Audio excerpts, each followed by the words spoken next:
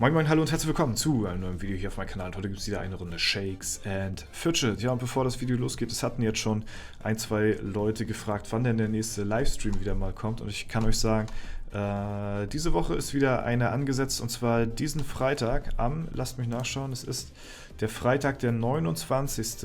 Ja, der 29. Mai um 18 Uhr.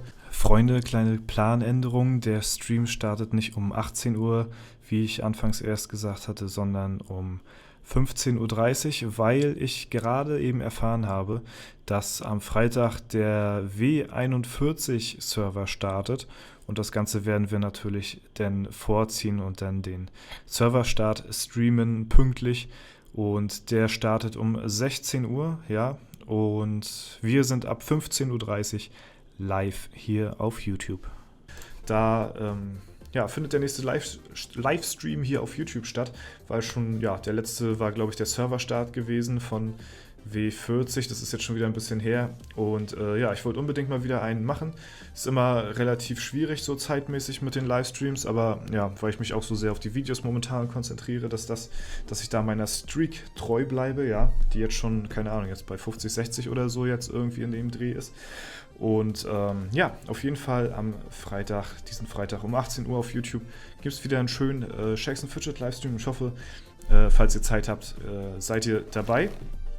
Ja, so viel auf jeden Fall schon mal vorab. Das ist nett. Das schmeckt hier auf jeden Fall. Hatte ich gar nicht gesehen gehabt, dass ich jetzt hier die Rüstung heute dran ist bei der Hexe. Und ich hatte mir auch bezüglich der letzten Tage ein bisschen Gedanken gemacht, weil ja schon bald wieder das Geburtstagsevent vor der Tür steht. Shakes and Fidget wird ja im nächsten Monat 11 Jahre alt, und zum 10-jährigen Anlass letztes Jahr gab es ja ein riesen-Update. Ich hatte dann mal in meine Shakes and Fidget Playlist geguckt gehabt, was da alles rauskam. Das war ja wirklich einiges gewesen. Das fing hier an mit neuen Epics, so YouTuber Dungeon kam dazu.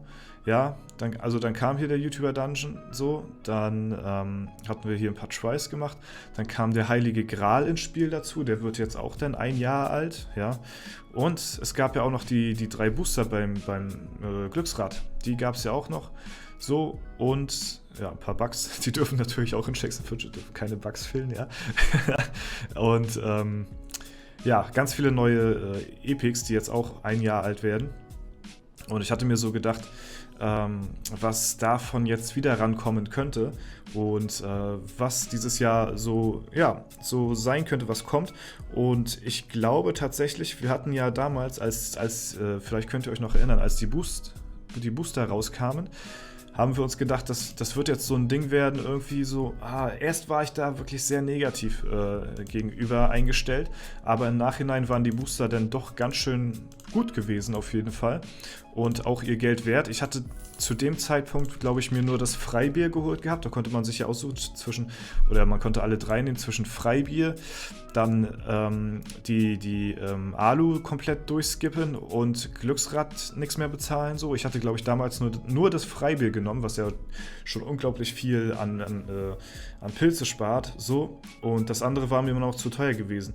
Wenn dieses Jahr wieder Booster kommen sollte, dann werde ich mir, glaube ich, alle 3 holen, falls das wieder dieselben sind. Ich weiß nicht, vielleicht sind es auch andere, vielleicht kommt es auch gar nicht, vielleicht kommt was komplett anderes. Aber ich glaube, damals, als die Booster rauskamen, hatten wir gedacht, die kommen ja zu jedem großen Event. Aber ich gehe mal stark davon aus, dass die Booster wirklich nur eine einmalige Aktion pro Jahr sind. Das heißt, dass es gut sein könnte, dass sie zu diesem Geburtstagsevent auch wieder Booster rausbringen werden. Da denke ich, da bin ich relativ von überzeugt, dass das gut sein könnte. Und falls das die gleichen sein sollten, dann werde ich nicht abgeneigt sein, mir diesmal alle unter den Nagel zu krallen, weil die im Nachhinein betrachtet doch schon ziemlich rentabel waren. So, Zum Beispiel bei den Timeskips für die Alu, also dass man quasi seine komplette Alu durchskippen kann, ohne halt was dafür zu zahlen. Da stackt man sich halt unglaublich viele Sanduhren in der Zeit an. Die Booster, die haben ja, glaube ich, 3 Monate gehalten. Ja, 3 Monate waren es, glaube ich. Und da stackt man sich so viele Sanduhren an, die man auch im Nachhinein gut gebrauchen kann. So. Und bei dem Glücksrad hier dasselbe. 20 Mal am Tag drehen, kostenlos, ist halt auch, da sparst du dir wirklich sehr viele Pilze auf Dauer gesehen. Und natürlich stackst du dir auch, falls jemand von euch Lucky Coins schaut oder sich erfarmt, spart man sich dann natürlich auch unglaublich viele Lucky Coins, die man im Nachhinein dann auch wieder nutzen kann, wenn die 3 Monate vorbei sind. Also ich bin da sehr gespannt, was da dieses Jahr auf uns zukommen wird.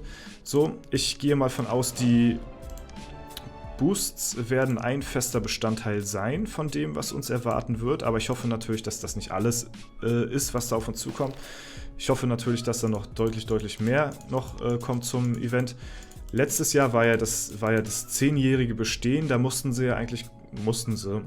nicht, aber da wird halt erwartet, dass 10 Jahre Shakes & Fidget ordentlich gefeiert wird, und runtergebrochen kam halt ein neuer Dungeon, die Boosts, neue epische Gegenstände und der Gral. So, das waren, glaube ich, so die 4 größten Updates, oder die da in der Zeit kamen. Ja, und im Prinzip, jetzt ist es ja wieder so ein Jahr, das ist ja jetzt nicht mehr kein rundes Jubiläum. Ja, deswegen weiß ich nicht, ob sie nochmal so auftischen werden wie zum 10-jährigen Jubiläum oder ob da irgendwas anderes kommt. Wie gesagt, also die Booster werden, denke ich mal, ein fester Bestandteil sein. So, weil das ist eigentlich easy umsetzbar und hat eigentlich viele Leute sehr glücklich gemacht. Und alle anderen Sachen, ja, weiß ich nicht, was da auf uns zukommt. Es könnte sein, dass da an den, wie schon im letzten Video erwähnt gehabt, falls ihr das nicht gesehen habt, könnt ihr gerne nochmal reinschauen, dass da spekuliert wird, dass da bei den epischen Gegenständen was gemacht wird in Bezug auf den Arena Manager eventuell auch.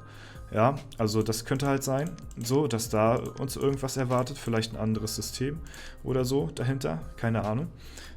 Es könnte halt sein, das, was wir ja schon vorher mal hatten, diese neue Dungeon-Karte, dass eventuell eine neue Karte kommen könnte, so, weil halt der Platz immer gequetschter wird hier mit den Dungeons, so, das, sieht dann halt nachher auch nicht mehr so gut aus. Das könnte halt sein. Und ja, ich weiß nicht. Ich bin gespannt. Hier der Hanrizzle. Grüße gehen raus, mein Bester. Ja, ist hier, glaube ich, auf dem Server auch schon inaktiv, oder? Muss er ja, sonst würde er ja nicht gegen mich verlieren. Ja, so simpel ist das. Ja, seht ihr mal. Hier, ich bin ja auf meinem Berserker, bin ich ja hier als Free-to-Play-Spieler unterwegs. Und ich bin jetzt schon relativ gut fortgeschritten mit dem BRC, na klar, der ist jetzt schon eine ganze Zeit draußen, deswegen, ist es natürlich nicht die beste Leistung, die man so abrufen kann, klar, ich fütter hier mal gleich ein bisschen weiter, weil ich habe hier so viele Früchte rumliegen, aber es ist ganz cool, also ganz Free-to-Play ist es nicht, ich hatte mir 10 Euro hier aufgeladen, aber ich hatte mir 10 Euro aufgeladen, da gab es damals noch gar nicht die Starterpakete. Also die müsste ich jetzt immer noch haben, oder? Achso, nee, die bekommt man ja ab einem bestimmten Level gar nicht mehr. Ja, stimmt, also die hatte ich sowieso so oder so verpasst. Aber als Free-to-Play auf Rang 240 und natürlich Tendenz steigend, ganz, ganz klar. Ja, das macht auf jeden Fall was aus. Ich spiele hier immer noch weiter, zwar jetzt momentan mit 30er-Mount. Das ist zwar nicht so stark, aber besser als gar nichts. Und klar, man kann sich nicht immer einen 50er-Mount leisten. Ist natürlich ganz logisch, aber zu Anlässen oder zu Events, na klar, habe ich mir jetzt schon wieder ein paar Pilze aufgespart fürs nächste Mal, dass ich mir da dann auch wieder einen 50er-Mount leisten kann. Plus 320 Alu, ne? Ganz, ganz klar. Ja, und zu guter Letzt hier auch noch der Dämonenjäger, den bin ich auch immer noch sehr fleißig, wäre jetzt übertrieben gesagt, aber ich bin den Dämonenjäger immer noch am Spielen, ja, so viel sei auch mal gesagt. Also wir wollen uns nicht weiter unterhalten hier über gewisse Ausbauten oder Fortschritte auf dem Server, das kehren wir mal ganz schnell unter den Tisch, aber lasst euch gesagt sein, ich spiele hier auf jeden Fall noch meine 300 Alu durch. Melde mich auch regelmäßig noch zu Kämpfen an. Ja, Grüße gehen raus an die Gilde, falls ihr das sehen hier. Also ich bin immer noch aktiv, bin zwar wieder auf den letzten abgerutscht, aber bin eigentlich immer aktiv am Start. Das Einzige, was mir halt zum Nachteil kommt, ist, dass ich halt gar nicht mehr für epische Gegenstände im Shop blättere. Ich habe hier sogar einen epischen Gegenstand, ihr seht's, plus 61 auf die Attribute, und das wäre halt bei vielen Items so. Hier 233, hier, das wären halt richtig fette Upgrades hier für meinen Dämonenjäger. Richtig krasse Upgrades. Aber das Ding ist nicht gesockelt und die Pilze werden auch immer knapper. Also deswegen lasse ich das auch einfach dezent liegen. Einfach aus Trotz. So. Also wäre das gesockelt, das Ding, würde ich das noch nehmen. Aber so nicht. Ich spiele hier meine 300 Alu mit 50er Mount. Das ist das Wichtigste, was ich tun kann für die Gilde. Und mehr mache ich aber hier auf dem Server nicht. Ich nehme die Items so, wie sie am besten kommen. Das ist mir hier schon wieder zu teuer, muss ich sagen. Und das ist auch der Grund, warum ich auf den letzten Platz bin hier in der Top 1 Gilde. Weil jeder weitere aus der Gilde natürlich sich das Item auch geholt hätte. Ganz klare Geschichte, ne? Aber ja, das ist halt der Grund dafür. Ja, und falls dieser Playstyle eines Tages nicht mehr reichen sollte, dann ist das so für die Gilde, ja. Aber so werde ich auf jeden Fall weiterverfahren. Und lohnt sich ja jetzt sowieso nicht jetzt erstmal zu blättern, so großartig, ne? Also ich werde auf jeden Fall erstmal die Füße stillhalten und abwarten, was da auf uns zukommt. Gut, das war es soweit von mir. Ich hoffe, das Video hat euch gefallen. Wie gesagt, am Freitag um 18 Uhr hier auf YouTube ein Shakes & Fidget Livestream und hoffe, ihr seid dabei. Ansonsten wünsche ich euch noch einen super schönen Tag. Vielen Dank fürs Zuschauen, haut rein und bis zum nächsten Mal.